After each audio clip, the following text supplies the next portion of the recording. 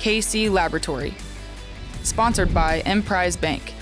It's the KC Laboratory presented by our friends at Emprise Bank. Honestly, when's the last time that you stepped foot in a bank? I'm telling you, it is more important who you're working with than where they're at. And Emprise will follow you to Vegas. It'll follow you to France. It'll follow you everywhere you need to go. Emprise Bank, our partner in Possible. They've been great. It's been so great to be in partnership with them. And they've absolutely been our partner in Possible. And they're good here in Vegas, too. And so are my dear pals. First, find them on Twitter at Maddie_KCSN. Did he change it today? I don't know if he changed it. No, I'm going to change it after this. Okay, good. Gosh. So I had a question about Emprise. Does it work on the moon when Craig takes us there? Yeah, I don't know. It'll be interesting to see if that actually does work. So, Craig will probably know better than anybody. Yeah, Craig, will Emprise work on the Emprise moon? works everywhere. I don't know what Emprise is incredible. It works anywhere. Yes, it works on the moon without any registers, any sort of facilities to be able to. I don't access. know if we can't be beholden to that. Emprise can't be beholden to that either. Somebody test me on that theory and get back. Okay, so look, we've got a lot to talk about. We want to talk a little bit about the draft here in a little bit. Because a little bit. Yeah, well, a little bit about the draft. A lot bit about the draft. Maddie, you know where Maddie's head is at all the time. But on Tuesday, Brett Veach had a press conference. He kind of covered a lot of different things. There's some stuff that is worth us discussing a little bit here, because we all geek out about the roster building stuff, and it is all about roster building when Brett Veach talks. And there were some interesting nuggets that kind of came out of it. And I think we start with Orlando Brown. It seems like Orlando Brown, the left tackle, is the number one priority for this football team, Maddie. Start with the biggest nugget, and that's it. Orlando Brown, the biggest man, the biggest nugget. And this is going to be a theme throughout a lot of this. The Chiefs' priorities are very much in a specific part of the field. It's the trenches. They're talking about Orlando Brown. Brett Veach made it very clear. That's priority number one. Yeah. It's going to be getting that left tackle. He used all sorts of different descriptors that essentially just said how tough Orlando Brown was, how physical he was, how good it was for Patrick Mahomes, and then he used examples from the season of why Orlando Brown was also that. So it's very clear. I would be absolutely shocked if Orlando Brown is not a Chief next year. They're going to franchise tag him at the absolute worst, but I think they are going to actually pay him. It seems like we're trending towards that. It's trending towards him getting a lot of money, and the way stuff was worded, I don't even know if there's going to be that much negotiation involved. No, a 99.999% chance that he is a Chief next year, and I'd say it's an above 90% chance that he's getting a long-term contract. Spoke very highly of him, getting the opportunity at left tackle, protecting Patrick Mahomes' blind side. We saw him grow throughout the season. Got better throughout the course of the year. Got significantly better throughout the season. Obviously, with the way that run game was working, he was a massive part of that as well. So it just makes sense. They traded some assets last year. There were some questions maybe early on when he was adjusting to Mahomes and adjusting the way the Chiefs want him to block, how he was going to translate in Kansas City. I think those are all gone. I think you feel comfortable paying him a sizable contract, knowing that you've got a young left tackle and somebody that you can build around for the future. Yeah, people don't realize he was a very young prospect coming out. Very young. He was a very young, 21 years old when he was coming out of the draft. And I wouldn't be stunned if there's a lot of progress been done on that contract already. The confidence level that Brett Veach kind of spoke with kind of makes you feel like, okay, yeah, there's probably some confidence that deal is going to get done. So I think it's great. The good news for the Chiefs is you're going to have the offensive line secure, left tackle, left guard, center, right guard for at least the next 4 years. Or 3 years, sorry. But, that's huge. The continuity is going to be good and big. And you can afford to pay a left tackle that kind of money when you have hit on the Creed Humphrey and you've hit on a Trey Smith. And, that's a big factor in their ability to have a guy like that in the mix. So it's big if they can keep the big guy. It's as big as Orlando Brown. Yeah. And one of the other big things, if you've been following the last few days on Twitter, it seems like the priority for the Chiefs is Orlando Brown, and maybe not necessarily Tyrann Mathieu. Brett Veach kind of alluded to that a little bit.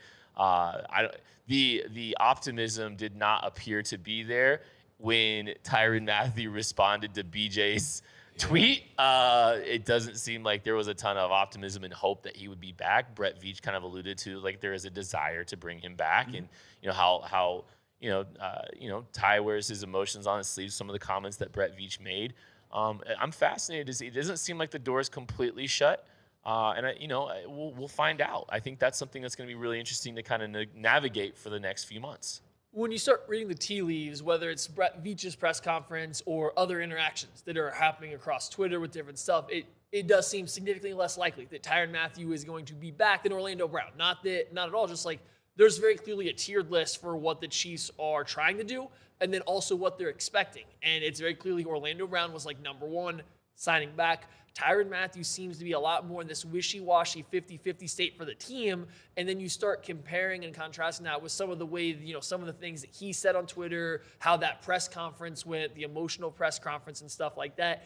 It just seems a lot less likely that at this moment you would be willing to say he's going to be a Chief next year, which is disappointing. As a group that loves Tyrann Mathieu thought he brought a lot to this team. He helped them win a Super Bowl. He was one of the most important cogs. Change agent is the word we've thrown around. He's a change agent for the Chiefs winning the Super Bowl in 2019. And it meant just about everything for them. And to have to move on, I get it. It's just like if they do move on, you're starting to get that. It's early in the process to start them to leak out, not leak, but like push some of this stuff out there. It's early on. You're starting to slow peel that Band-Aid off right now for the fans that want him to come back. Yeah, I mean, contrast that with the way that they talked about Orlando Brown, which again, priority one, and I get it.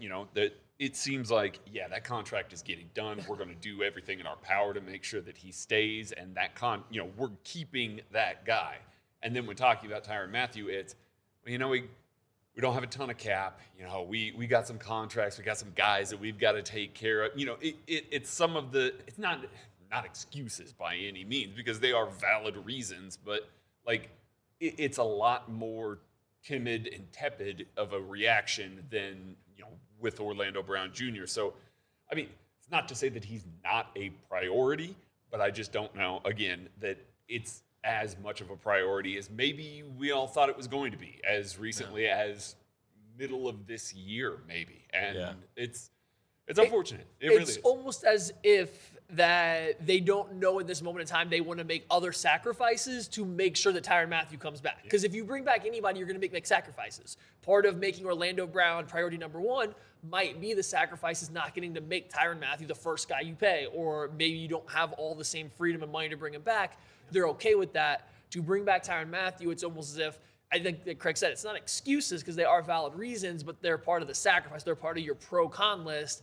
It almost seems as if the Chiefs are less certain that they are okay with the con list that comes with bringing back or paying Tyrann Mathieu. That's nothing to do with as a player. It's just financially and his age and all that stuff. It just seems like that con list isn't something they're ready to lock into right now. Yeah, and that's going to be such a fascinating. I think this is one of the big storylines that makes this offseason so interesting to me. Is they're having to make a very tough choice with a pivotal part of changing the landscape of Kansas City football. Mm-hmm. And, the Chiefs won a Super Bowl largely because of what Tyrann Mathieu brought to the table. Like, this is kind of what we kind of alluded to the last couple of days when we've been talking, just how interesting of an offseason this is going to be. And I think it's at the core of that, because like what decisions made there really alters the rest of this football team's kind of, construction. Yeah. And it's a big domino that could potentially fall, and it could fall either way. And so, I think that's very interesting. I did think that the comments that Brett Veach made about cap space kind of ring hollow, because there's very obviously some moves that are going to happen. I mean, Frank Clark will not play for the number that he is scheduled to get in 2022. It's not going to happen. There was some comments on restructuring and yada yada yada. I think it's more likely that they cut him. Anthony Hitchens, same thing. I think it's more likely they cut him.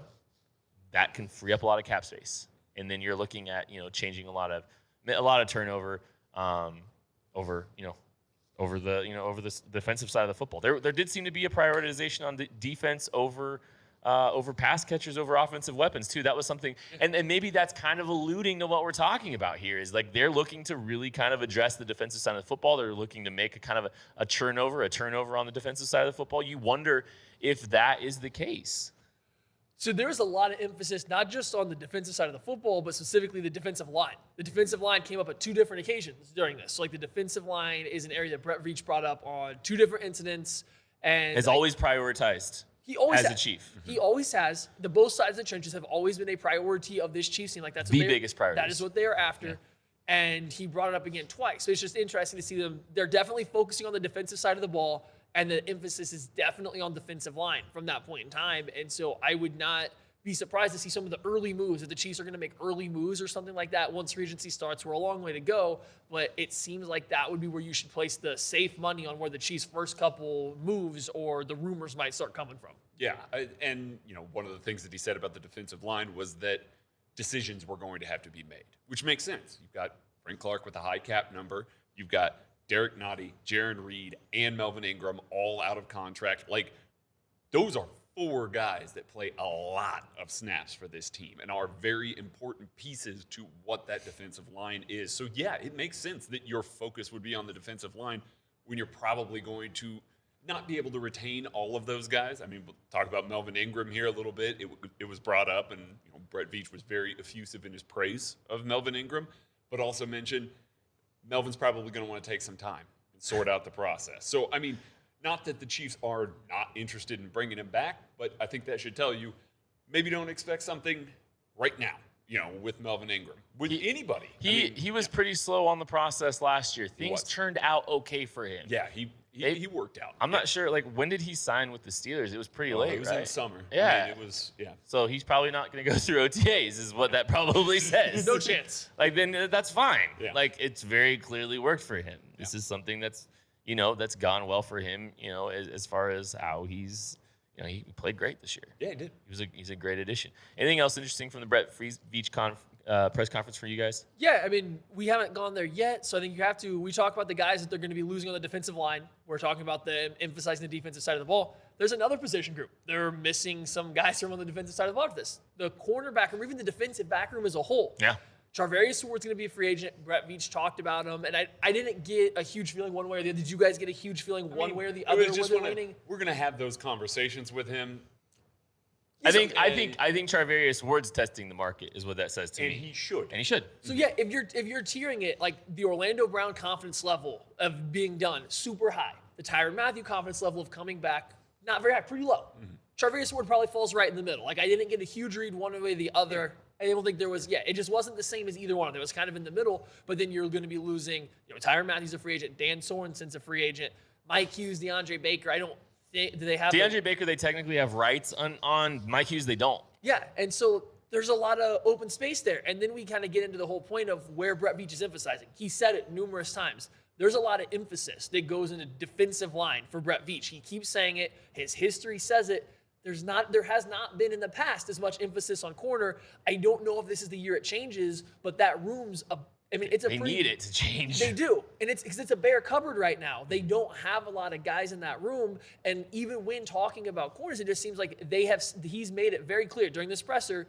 Trenches, defensive line, offensive line. Like it came up numerous times. So it's just interesting to see him still emphasize that when the defensive or the cornerback room is just as light as the defensive line room is right now. I mean, it's just a very clear priority for Andy Reid, for Brett Veach, and I mean, a lot of it's teams. Worked. A lot of teams. It's not just the Chiefs that do this, but yeah, you do look at that when he was asked about the cornerback room. He kind of, as he was getting through some of his points, he did make sure to bring up, offensive line and defensive line are a priority to us when talking about the cornerbacks as part of the response. So, I mean, it is very obviously, behind those as far as, a priority for this team. And that's fine. I mean, it really is. It makes sense. It makes absolute sense. Protect your quarterback, keep him upright, get after the passer. I mean, it makes perfect sense why you would allocate assets to those positions groups. It's just that they also need to add some just bodies. They need literal bodies in those positions if they decide to let all those guys walk. Well, and he cited a misconception, and the Chiefs haven't spent more than $5 million on one cornerback on an APY deal in the Brett Veach era, and the highest pick at cornerback was L'Jarius Sneed at the end of the 4th round. And that may not change this year. I mean, the free agent class is not great. No, and I don't think anybody's clamoring for him to go out and spend a ton of money on a corner that's not worth it. I don't think that's prudent. But I mean, the draft capital, like there's been instances and opportunities I think for them to address corner differently, and they haven't. But that's, I mean, look, they prioritized other positions. Mm-hmm. What I found really interesting, when talking about Tyrann Mathieu and when talking about the cornerback group, and it was kind of at the end of the cornerback stuff, but it came up twice, and it was an emphasis on how tight the cap situation is. He said that, you can't go get a young, good corner from right now in free agency when you don't have a lot of cap space. Right. Well, when talking about Orlando Brown, there seemed to be plenty of cap space to be going around. Like, I'm not saying he said it would be easy, but with Orlando Brown, there wasn't the same feeling of, we might not have the money like it was with Tyrann. Right. And not Charvarius Ward, but a young, good corner. So I think that leans into the fact that for this team, it seems like for the cornerback position, stuff has to fall just right. It has to be the right range of the draft. It has to be this perfect fit. It has to be the right, price and free agency, which isn't a bad process. And maybe that's a little bit of specs too. No, I'm sure his defense has always been built through the trenches back, which is, I don't want to say an outdated way, but it's definitely was more popular in the 90s and early 2000s than it is with the new age Brandon Staley coaches now. So I'm not saying it's wrong or anything like that. It's just, it seems like the fit for corners is a lot more specific than it is for defensive linemen. It seems like the Chiefs go out of their way to make sure they get guys in the trenches. Whereas for corners, it almost seems like they're not expecting guys to fall to them, but they want it to be the exact right fit. And that could go back to how scheme-specific Spags is and stuff like that. And so there's a lot of stuff that goes into it. It's just, you listen to Brett Veach talk, it's night and day hearing him talk about the trenches versus defensive backs. There's a big gap in, we need this, we're going to make it happen, and sure, we need help, but I'm not sure it can fit the way we want it to. Well, I mean, look at the assets that they've spent. Actions speak louder than words, man. I know. They traded 2 first-round draft picks for the trenches. Orlando Brown, Frank Clark. Mm-hmm. They made sure. I mean, there's more draft capital. Yeah, absolutely. But I mean, they made sure they went out and got their guy. Chris is paid. Tooney's paid. Yeah, absolutely. They drafted Creed Humphrey. Extended Chris Jones. It's the way to do it. I mean, I don't disagree with the way to do it. I don't regret any of those moves. I really don't. There's a cost benefit for how you build a roster, and the Chiefs have built it one way. And we'll see. I'm curious. That's what's so interesting about this offseason is because it does feel like this is a chance for them to potentially shift prioritizations. Absolutely. And if they are shifting prioritizations, it gets back to some of the Spags conversations. That's why this is going to be such a fun offseason. Is because we're going to get to see some shifts potentially in how they've approached things in the last 4 years. Yeah. Are they adjusting to the game a little bit differently than they did 3 years ago, than what they prioritized then? That's what's so interesting. How adaptable, how malleable are they away from what they have done historically? Well, and that's part of this is going to be interesting. We need to get talked about draft a little bit, right? So we're going to move there. But if you are going to lose Tyrann Mathieu, if you're going to lose this guy that makes so many guys right and is so important for this system, can you afford to continue to wait for the perfect fits of the perfect value at cornerback? Or do you need to start forcing it a little bit more like you have with the trenches? Or they clearly forced the trenches. Well, or is this the year that they go and use their draft capital to go acquire a veteran cornerback? Right, no, that's what I'm saying. But if you're going to adjust, if you're going to continue to do this, we need the perfect fit with the right value at corner, which is fine. I don't know if you can also let a guy like Tyrann Mathieu, who makes all these guys that are, fringe starting level players work. I don't think you can take him away and continue with the same tactics at corner. You have to start making guys fit in there. I don't mean putting square pegs into round holes. I just mean spend money, spend draft capital. You can't keep sitting back and letting stuff come to you if you're also going to take away the guy that makes the entire secondary move. Yeah. One other comment really quick. I don't like how, I want to say passive Veach was about addressing the weapons on this offense. Oh, no. Listen, I read that part of it and I went, oh, this feels exactly like the Eric Fisher and Mitchell Schwartz conversation that he had in this exact same presser last year, where it was just kind of like, yeah, we're going to do that, knowing full well that they were relying on out of house. They were going to move on from those guys and everything like that. There's too much smoke. Every receiver under the sun seems to be interested in joining the Chiefs or is linked to the Chiefs, or it does feel like it, and I hope that's the case. They tried to add. So I know. You never, it's the whole 1% better comment. We'll see. I think, I would, if they could diversify they've got short-term and long-term issues at the pass catcher because Travis Kelce's not getting older and he makes you forget how beat up and aged he is. Tyreek Hill's contract's done after this year. Yeah. And Mccall Hardman's contract's done after this year. Byron Pringle's a unrestricted free agent. Demarcus Robinson, unrestricted free agent. Like, this group needs a influx of young weapons, short-term weapons to help, give themselves a better shot. Maybe, did we talk about Odell on this show at all? I can't, I can't remember if we did, but Hey, is he still playing football right now? Yeah, he is. Yeah. He probably would still be playing football regardless. I think that was one of you guys said that. I don't know if you said it on the show or not. Whoever Odell Beckham Jr. signed with was playing in the Super Bowl. Yeah. Probably winning it. If he goes to the Packers, they're not losing to the 49ers because you would assume that Rodgers is going to trust him by the time you get to that point, and that gives them somebody else that can actually get open and catch the ball. I don't think the Chiefs lose if they have one more guy that can get open. Yep. And clearly the Rams are there. Odell Beckham Jr. was literally a team signing a ticket to the Super Bowl. That's how it worked out. And potentially a win. Literally, he was a ticket to a team winning the Super Bowl this year when you look at kind of some of the best teams that are out there. Now, maybe the Bengals make me eat my words and they go out and win, and that's not the case, but I think there's a good chance there.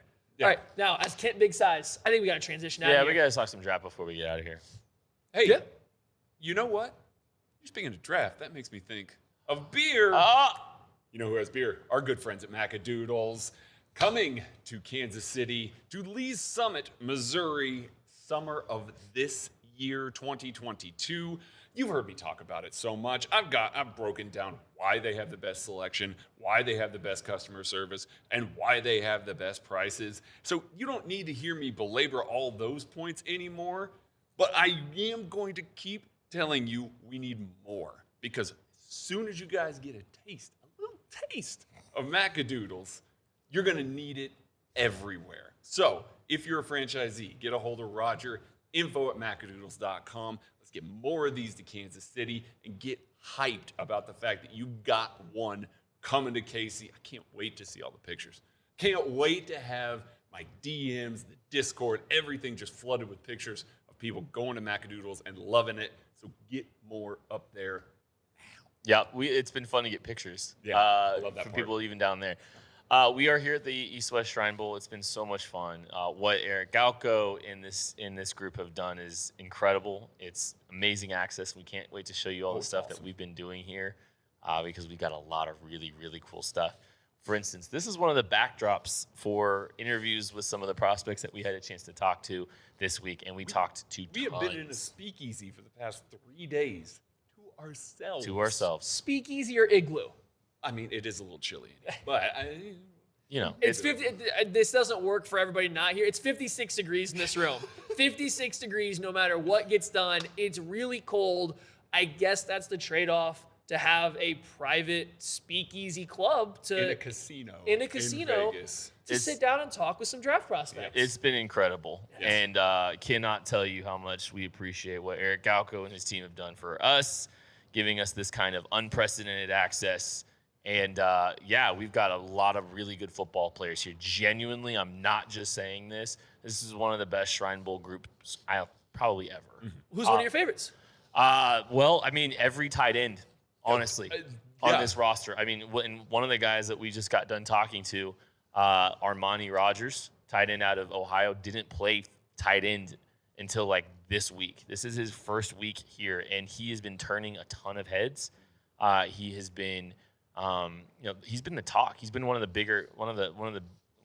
the talks of this entire process. As a guy that, hasn't really developed or learned really much about the position and has just turned into he's looked like at times the best tight end here.